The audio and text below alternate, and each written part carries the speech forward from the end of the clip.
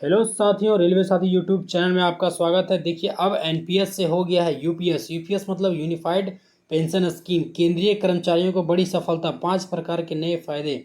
आपका पेंशन कितना बनने वाला है और ये जो पेंशन जो है यूपीएस वो लागू होगा 1 अप्रैल 2025 से। तो सभी कर्मचारियों के लिए क्या क्या फ़ायदे, क्या क्या नई चीज़ें 5 प्रकार के हैं, ये पूरा हम इस वीडियो में डिटेल से डिस्कस करेंगे। तो सबसे पहले देखिए, यहाँ पे यूपीएस का मतलब होता है यूनिफाइड पेंशन स्कीम, और ये जो है 1 अप्रैल 2025 से लागू होगी। उसके बाद यहाँ पे आप देख सकते हैं कि इसके 5 पिलर्स कौन कौन से हैं, जैसा कि अभी रेल मंत्री अश्विनी वैष्णव जी ने यहाँ पे घोषणा करके बताए हैं।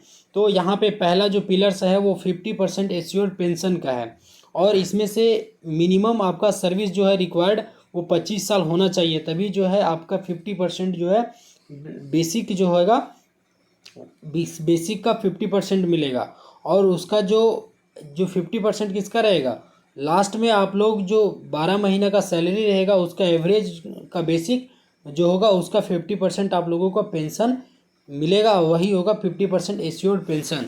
लेकिन आपका मिनिमम सर्विस रिक्वायर्ड कर दिया गया है 25 ईयर्स, और ये जो है बहुत सारा बैठक कमेटी के द्वारा आया है, उसके रिगार्डिंग्स ये हुआ है। नेक्स्ट हम यहाँ पे देखेंगे कि दूसरा है फैमिली पेंशन। फैमिली पेंशन क्या है कि यहाँ पे फैमिली पेंशन में आपको मिलेगा 60% of actual pension. Actual pension कहने का मतलब है कि आपका अगर मान लीजिए कि किसी का बेसिक सैलरी अगर एश्योर्ड पेंशन, यहाँ पे देखिए एग्जांपल में एश्योर्ड पेंशन लिए। एश्योर्ड पेंशन अभी बताएं कि बेसिक का 50% मिलता है जो कि लास्ट सैलरी होता है।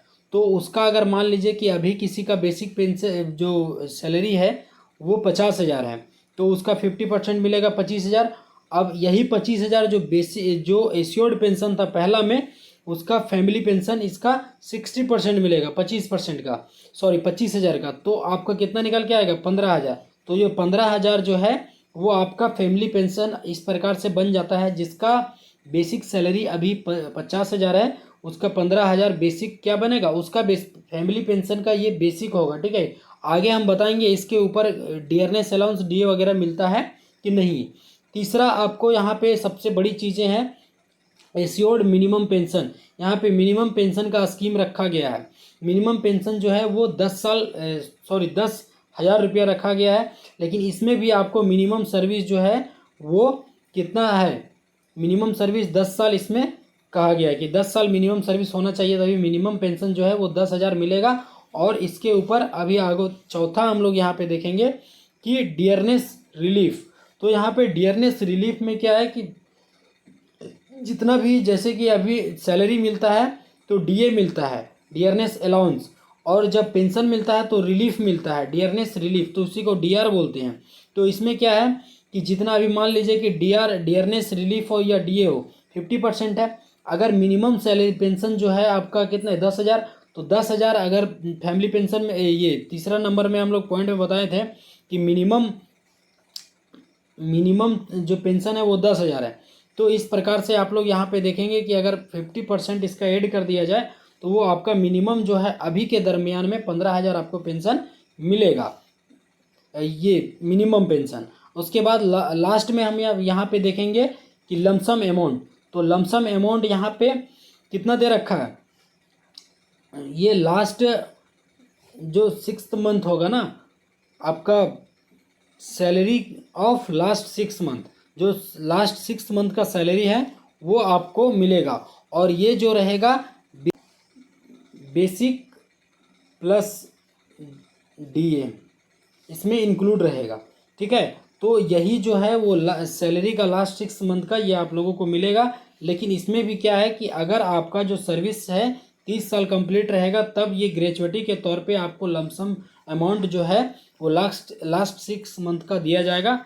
ठीक है, और नेक्स्ट हम यहाँ पे देखेंगे कि उसके बाद यहाँ पे आप लोगों के पास चॉइस रहेगा कि आप एनपीएस में हैं तो आप यूपीएस में स्विच करें या ना करें। चूँकि इसमें जो है आपका जो एनपीएस में कंट्रीब्यूशन सबसे पहले जब 2004 में आया था तो वो 10% गवर्नमेंट्स के द्वारा किया जा रहा था, 10% एम्प्लॉय के द्वारा। लेकिन 2019 में ये 14% हो गया, तो 14% हो गया 2019 में। लेकिन अब जा कर के 1 अप्रैल 2025 से वो 18.5% गवर्नमेंट का कंट्रीब्यूशन इसमें होने वाला है एनपीएस में। तो अब आपके ऊपर चॉइस रहेगा कि आप क्या करेंगे, कि एनपीएस में रहना चाहेंगे या यूपीएस में रहना चाहेंगे, ये तो चॉइस आपका है। तो मैंने आप लोगों को जो है वो 5 चीज़ें, जो 5 पिलर्स है, अभी अश्विनी वैष्णव के द्वारा ये ऐलान किया गया है। पहला आप देख सकते हैं कि 50% एश्योर्ड पेंशन जो मिनिमम 25 ईयर्स होना चाहिए। दूसरा फैमिली पेंशन जो है 60% का, एश्योर्ड पेंशन का 60%। और तीसरा आप लोग देख सकते हैं कि 10,000 रुपया जो है मिनिमम बेसिक पेंशन जो है वो मिलना ही मिलना है, ठीक है। उसके बाद आप लोग देखते हैं डियरनेस रिलीफ, इसमें भी मिलेगा। बेसिक जिसका पेंशन रहेगा उसका महंगाई भत्ता के अनुसार से जो महंगाई रिलीफ है आप लोगों को मिलेगा। और यहाँ पे लमसम अमाउंट जो ग्रेचुइटी है वो मिलने वाला है। और उसके बाद आप लोगों के ऊपर जो है, ये आप किस में रहना चाहते हैं ये आपके ऊपर है, जो 1 अप्रैल 2025 से लागू होगा। तो वीडियो पसंद आया तो लाइक, सब्सक्राइब एंड शेयर ज़रूर करें। मिलते हैं नेक्स्ट अपडेट में। Thank you.